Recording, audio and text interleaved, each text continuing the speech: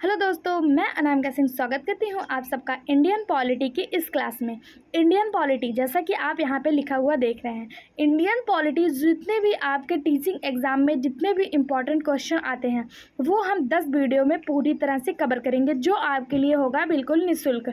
लेकिन आपको चैनल को लाइक, शेयर और सब्सक्राइब करना नहीं भूलना है, क्योंकि आपको इस निःशुल्क वीडियो के लिए कोई चार्ज नहीं देना है, लेकिन आपको चैनल को सब्सक्राइब ज़रूर से ज़रूर करना है। जितने भी इम्पॉर्टेंट क्वेश्चन आपके एग्ज़ाम में आते हैं वो हम इस वीडियो में पढ़ेंगे। आपको उम्मीद दिलाते हैं कि आपको भरोसा दिलाते हैं कि आपका कोई भी ऐसा क्वेश्चन नहीं होगा जो आपके एग्ज़ाम में आए और आपको इस वीडियो से ना मिल जाए। जो हम टोटल 10 वीडियो में कवर करेंगे, तो आप वीडियो के लास्ट तक बने रहिएगा और वीडियो पाने के लिए बेल आइकन पर क्लिक कर लीजिएगा तथा चैनल को सब्सक्राइब करिएगा। हम देखते हैं अपना इंडियन पॉलिटी यानी भारतीय राज्य व्यवस्था। भारतीय राज्य व्यवस्था में हम क्या क्या पढ़ेंगे? तो भारतीय राज्य व्यवस्था में हम कॉन्स्टिट्यूशन ऑफ इंडिया पढ़ेंगे, यानी कि भारत का संविधान पढ़ेंगे। भारत का संविधान क्या होता है? तो भारत को चलाने के लिए, भारत को रेगुलेट करने के लिए, भारत की जो पावर है, भारत की जो सत्ता है, उसे 3 भागों में विभाजित किया गया है, जिसे लेजिस्लेचर, एग्जीक्यूटिव और जुडिशरी कहा गया है। लेजिस्लेचर यानी कि विधायिका, एग्जीक्यूटिव यानी कि कार्यपालिका और जुडिशरी यानी कि न्यायपालिका। जैसा कि आप यहाँ पर लिखा हुआ देख रहे हैं, देखिए, लेजिस्लेचर, विधायिका, एग्जीक्यूटिव, कार्यपालिका, जुडिशरी, न्यायपालिका, इसको 3 भागों में डिवाइड किया गया भारत के संविधान यानी भारत की सत्ता को।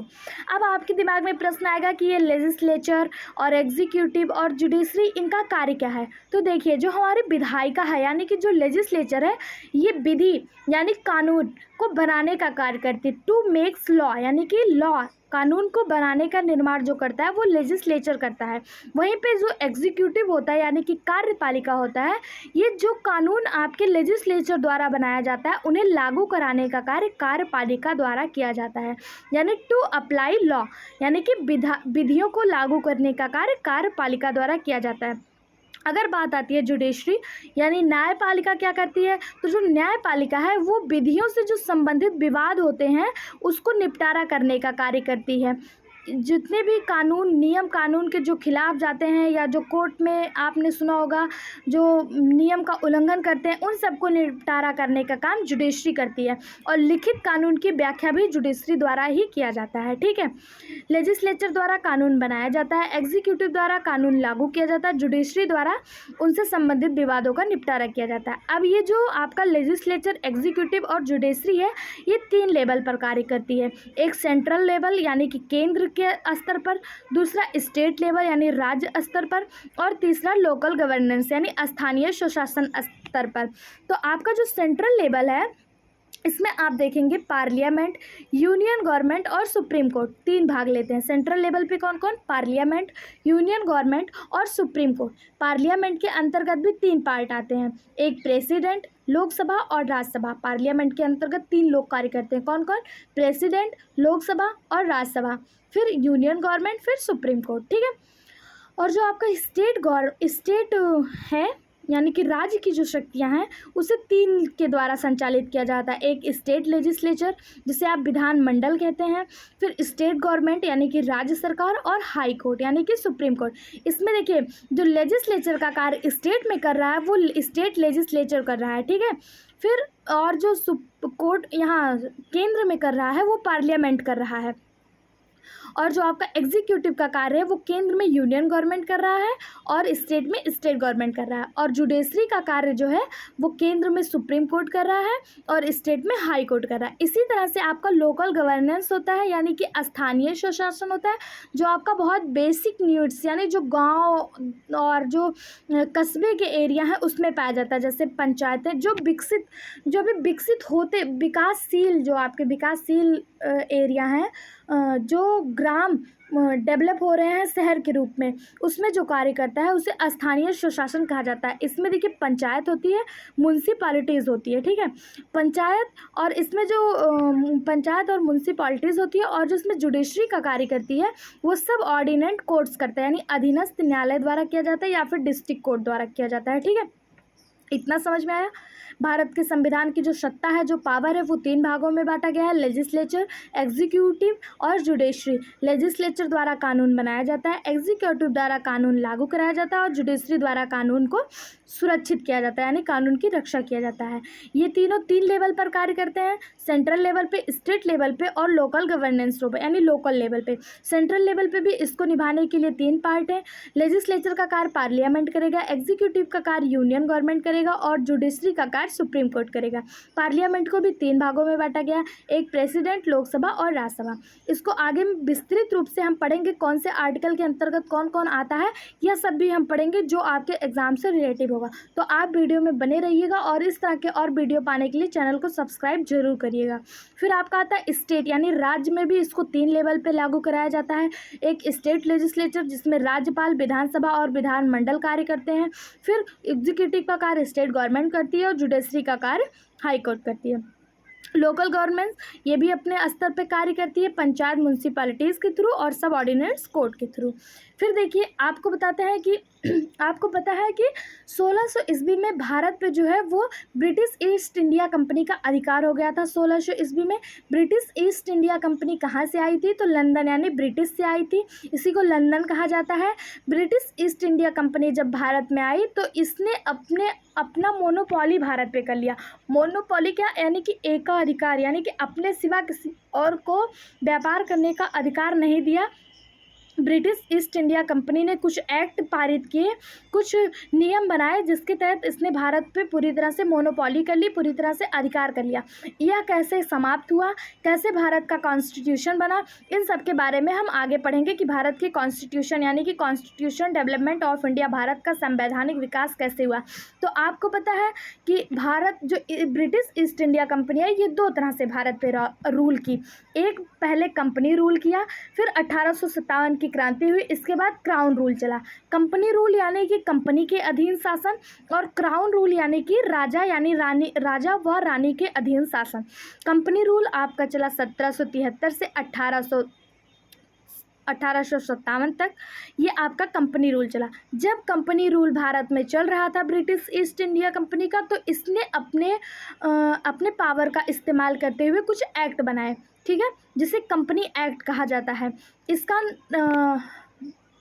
जो एक्ट बनाया उसमें पहला एक्ट था 1773 का रेगुलेटिंग एक्ट। यह बहुत ज़्यादा पूछा जाने वाला एक्ट है, 1773 का रेगुलेटिंग एक्ट। या इसने कुछ इंपॉर्टेंट कार्य किए, कुछ महत्वपूर्ण कार्य किए।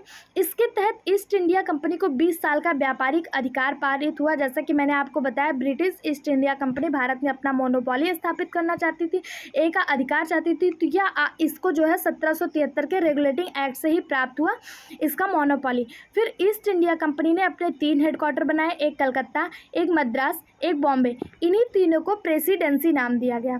क्या नाम दिया गया? प्रेसिडेंसी नाम दिया गया। कलकत्ता प्रेसिडेंसी, मद्रास प्रेसिडेंसी और बॉम्बे प्रेसिडेंसी। फिर देखिए, इसमें जनरल ऑफ बंगाल बने। जो जनरल ऑफ बंगाल थे वो पहले थे रॉबर्ट क्लाइव। पहले गवर्नर ऑफ बंगाल कौन थे? वो रॉबर्ट क्लाइव थे। यह बहुत ज़्यादा पूछा जाता है कि पहले गवर्नर ऑफ बंगाल कौन थे, तो वो रॉबर्ट क्लाइव थे।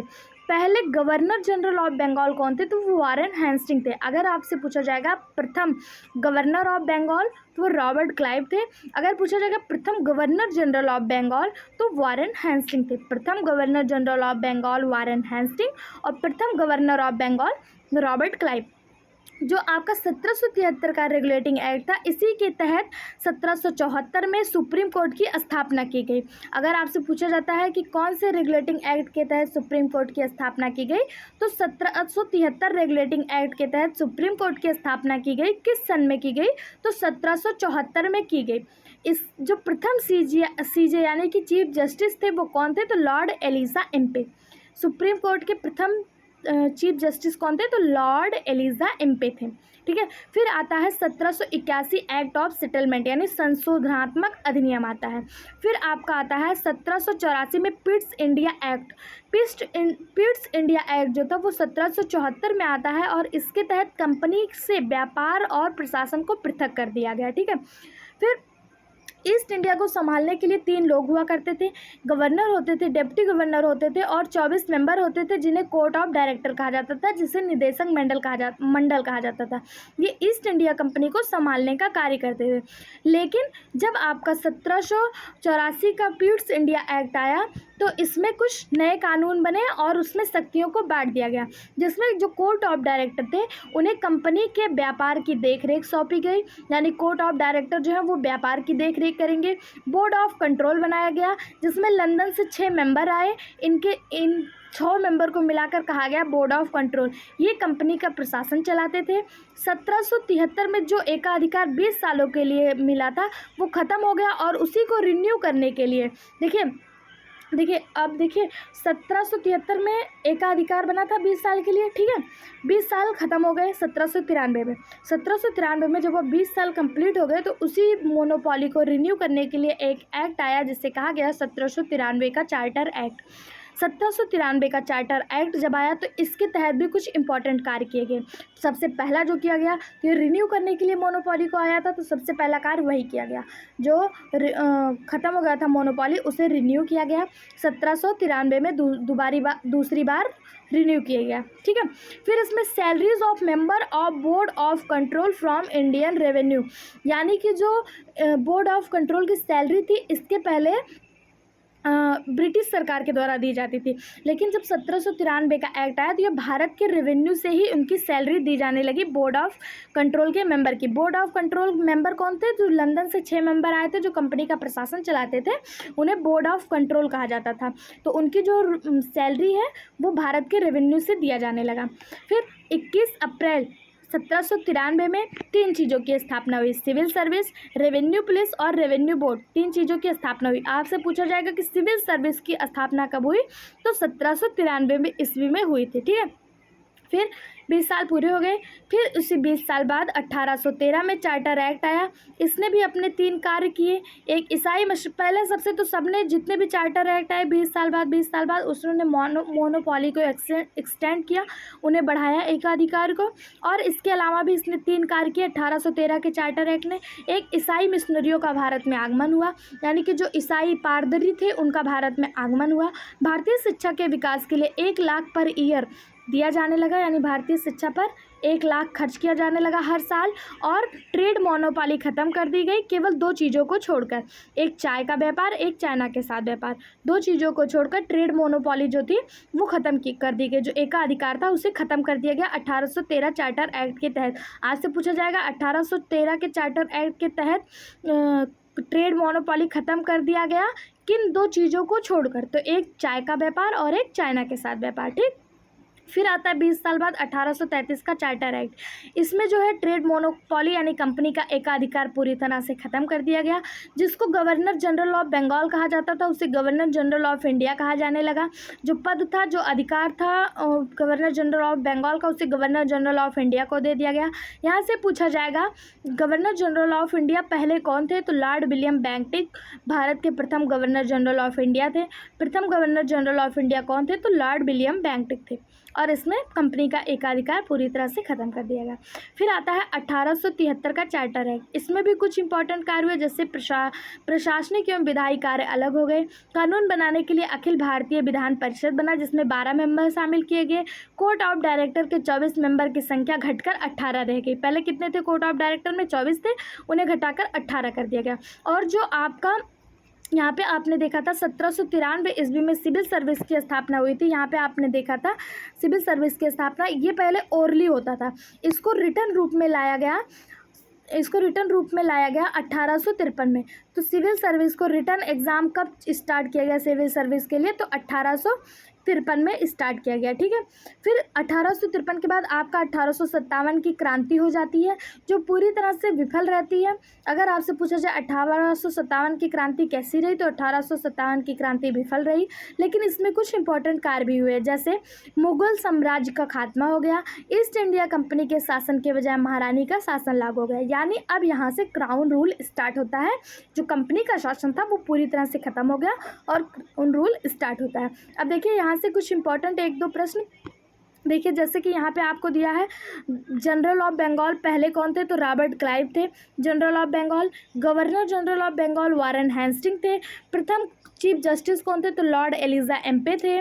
फिर आपसे पूछ लिया जाएगा प्रथम गवर्नर जनरल ऑफ इंडिया कौन थे, तो लॉर्ड विलियम बेंटिंक थे। इसमें आपको कंफ्यूज नहीं होना है, प्रथम governor general of India Lord William Bentinck थे। प्रथम जो गवर्नर जनरल ऑफ बंगाल थे वो वारन हेस्टिंग थे, और जो प्रथम गवर्नर ऑफ बंगाल थे वो रॉबर्ट क्लाइव थे। ठीक है, अगर आपको वीडियो पसंद आया हो चैनल को लाइक शेयर सब्सक्राइब करिएगा। इसके आगे का वीडियो हम आपको नेक्स्ट क्लास में पढ़ाएंगे। आप हमारे चैनल को सब्सक्राइब करें तथा नीचे दिए गए बेल आइकन पर क्लिक करें। देखिए ये हमारा यूट्यूब चैनल है जो आपको इस नाम से शो करेगा, हाई फाई स्टडी के नाम से।